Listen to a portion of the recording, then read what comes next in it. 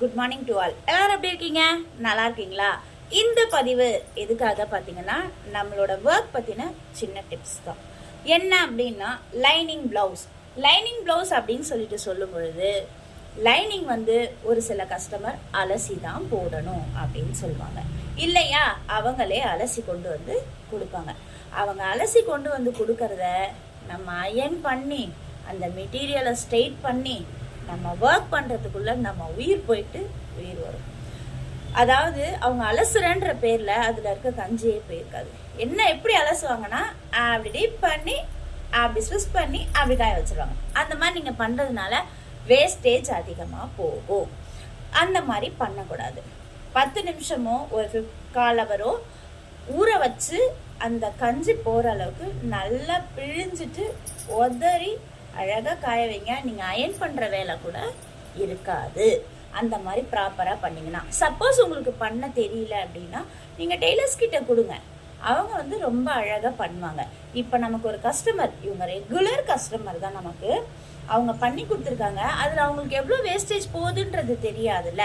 So இது பார்த்தீங்கன்னா 1 metre அளவுள்ள மெஷர்மெண்ட் ப்ளவுஸ், இது 42 இன்ச்சஸ் ப்ளவுஸ். ஆனால் அவங்க அலசினதுக்கப்புறம் அந்த லைனிங்கோட அளவு பார்த்தீங்கன்னா 75 சென்டிமீட்டராக ஆயிருக்கு.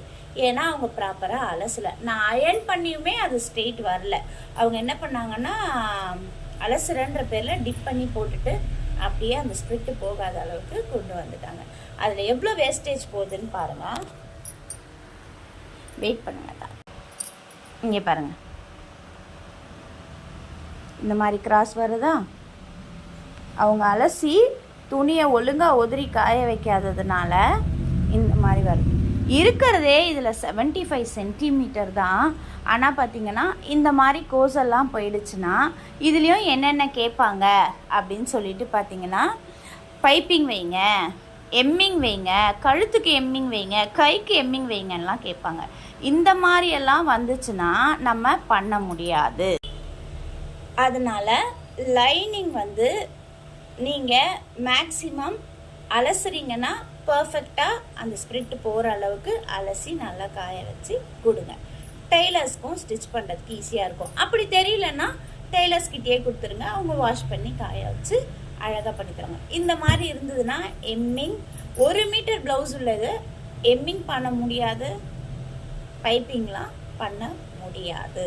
சரிங்களா? இந்த ஒரு சின்ன டிப்ஸ்க்காக தான் தயவு செஞ்சு லைனிங்கை 10 நிமிஷம் ஊற வச்சு வாஷ் பண்ணுங்கள். தேங்க்யூ.